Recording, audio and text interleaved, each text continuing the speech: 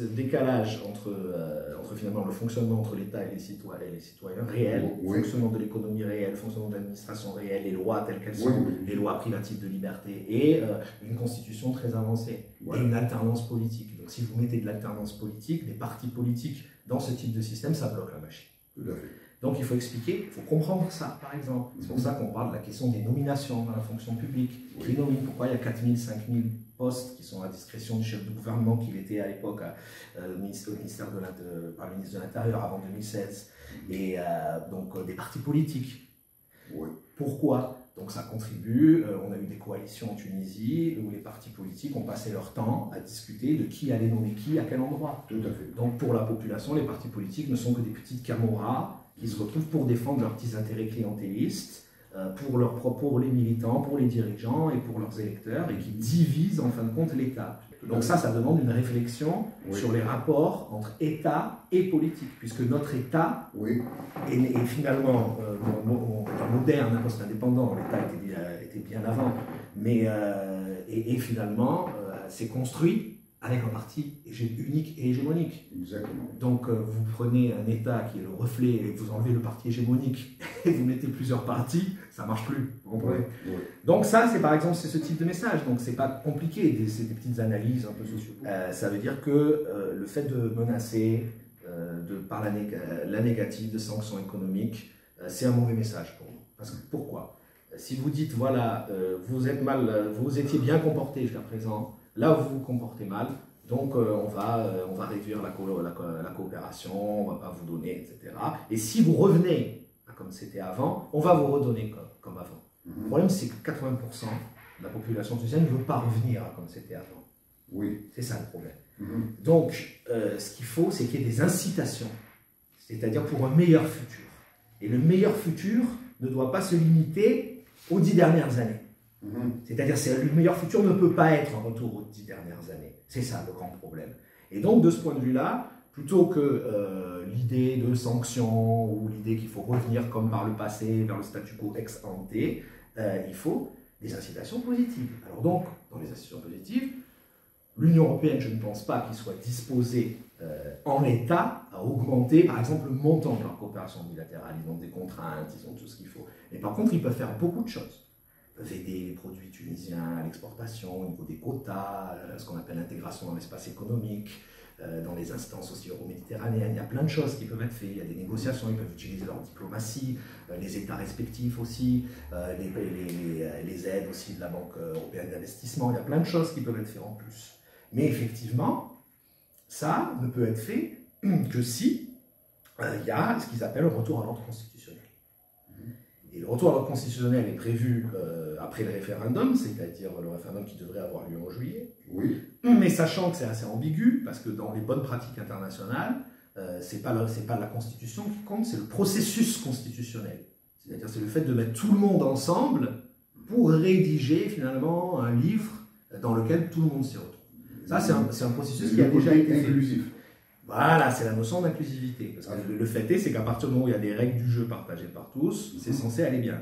Est-ce que la feuille de route qui est proposée, est-ce qu'il y a un respect de cette exigence participative? Et c'est ça le problème. C'est-à-dire que vous avez certains ultras à l'international qui disent non, cette feuille de route ne vaut pas, il faut revenir au Parlement tel qu'il était à la Constitution de 2014. Et vous avez les plus pragmatiques qui disent bon, oui, pourquoi pas, mais. Et donc l'idée, nous, ce qu'on dit, c'est qu'effectivement, il faut des garanties. C'est-à-dire qu'on ne peut pas demander à l'international de soutenir quelque chose auquel beaucoup ne croient pas, se posent des questions. Parce que justement, ce n'est pas assez inclusif. Pourquoi? Parce qu'on rentre dans une période très dure, dans une Tunisie très dure.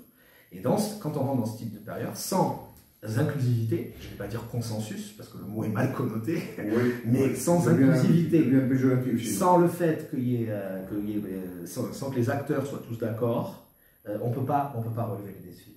Ou alors il faut imposer par la force, un camp contre un autre. Et c'est ça le gros problème. Donc c'est-à-dire sans inclusivité, dans la période actuelle, il ne reste que le fait d'imposer par la force une vision particulière. Parce que consulter les acteurs, ce n'est pas une preuve de faiblesse en fait. Au contraire, consulter les acteurs, c'est enlever leur pouvoir de nuisance. Vous êtes bien placé pour le savoir, dans les dialogues, etc.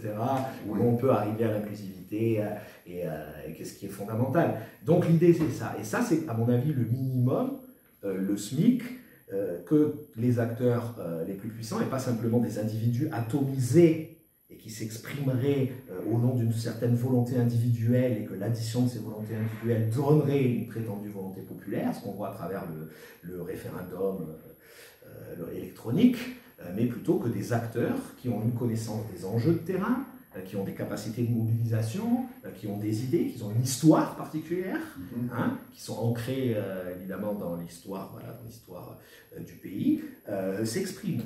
Et ça, c'est ce qui pourrait rendre le processus plus inclusif. Alors, il ne s'agit pas d'un dialogue ce qu'on peut retrouver en Algérie, par exemple, avec une mise en scène et tout, mais c'est quelque chose de beaucoup plus profond qui, en même temps, peut servir de base à l'accord qui est demandé par les instances financières internationales, notamment le FMI.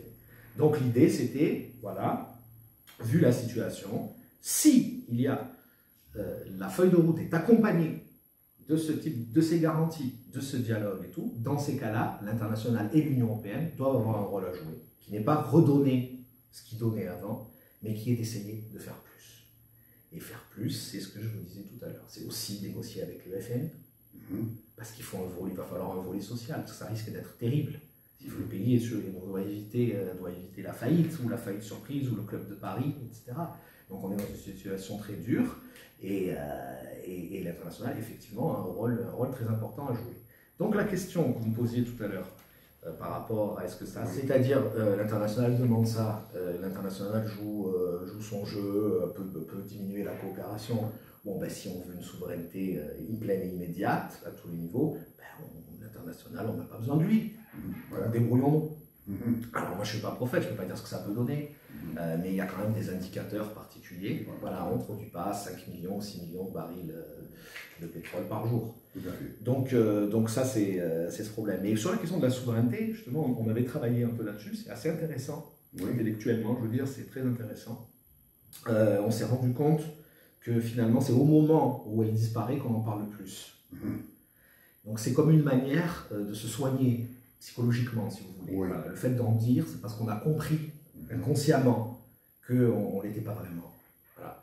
Donc il y a un décodeur à avoir. Quand on dit voilà, il faut le respect de la souveraineté, ça veut dire qu'il faut négocier. Il faut bien négocier. Bon, on retrouve ça en France par rapport à la France et l'Union européenne. On avait ce discours déjà dans les années 90 avec l'anti-mondialisation qui est devenue l'altermondialisation, etc. Ce qu'il y a d'intéressant, je dirais, c'est qu'en Tunisie, il y a deux temporalités. Alors on a d'un côté le souverainisme de type ancien régime, c'est-à-dire poursuite de l'anticolonialisme, du nationalisme, qui n'est pas connoté négativement, contrairement au nationalisme français, etc., qui est en fait l'ancien, c'est-à-dire ce qu'on avait du régime de Bourguiba, de Ben Ali, l'étranger ne doit pas s'ingérer dans nos affaires, c'est quelque chose qui vient aussi des mouvements de libération. Il y a un nouveau type maintenant, ce qu'on appelle le populisme. Tout à fait. Et les deux se greffent en un et donnent cette forme hybride qu'on retrouve actuellement. Parce que le souverainisme populiste. Voilà, et c'est ça qui est intéressant. Voilà, c'est ça qui est intéressant, c'est que c'est que ceux de l'époque pouvaient dire, finalement, on avait raison à notre époque. Et donc le printemps arabe est venu enlever ça, mais finalement le souverainisme qu'on trouve aujourd'hui est une nouvelle variété. Ça n'a rien à voir avec ce type-là. Donc ça c'est assez intéressant, et on plaidait à ce moment-là. Et on disait, voilà, l'année dernière, mais on ne peut pas rejeter ça. On ne peut pas rejeter. Il y a une demande de souveraineté. Mais le problème, c'est que la souveraineté, ce qui est la base, la mère de toutes les souverainetés, c'est la souveraineté économique. Exactement. Et c'est pour ça qu'on a expliqué qu'il fallait à ce moment-là faire des cellules stratégiques, essayer de faire une agence d'intelligence économique, par exemple, ou un conseil économique et social, qu'il fallait dans tous les ministères travailler justement à conquérir cette souveraineté économique, surtout avec les transformations économiques qu'il va y avoir et industrielles, où le pays doit se positionner, et ça doit être un objectif à atteindre, vers ce qui serait une forme de souverainisme rationnel, si vous voulez, économique, et pas que le souverainisme soit juste l'expression d'une impuissance et d'une frustration.